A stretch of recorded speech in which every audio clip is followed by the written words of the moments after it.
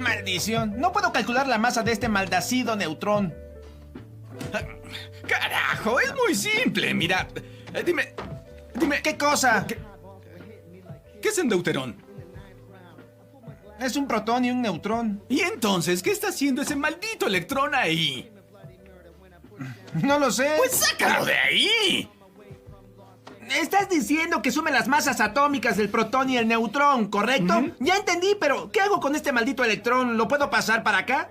Enrico Fermi se revolcaría en su maldita tumba si escuchara Eres todas un esas imbécil. idioteces. Te restregaría su trasero en la nariz y te patearía el trasero. Sereno, Moreno, no le hables así a nuestro hermano. Mira, hermano, solo quiero ayudarlo, ¿comprendes? Sí. Porque si hace ese tipo de preguntas, van a pensar que es un estúpido. No soy Es un estúpido. Oh, Buenos días. maldición. Hola, papi, ¿cómo te va, eh? ¿Por qué hay tanto alboroto? Ya sabes, son tonterías de la escuela. ¿Cómo está mi pequeñito? Confundido, la física cuántica es difícil. Si no me preparo, volveré a sacar otro 9.9. Uy, sería terrible. Es tan estúpido que piensa que el cálculo es un padecimiento renal. Estuvo muy ¿Y bueno. tú piensas que el polipéptido es medicina para la diarrea, idiota? Ah, ya me voy. No quiero echar balas. ¿Besos? Papi. Adiós, Te quiero, viejo. A ver.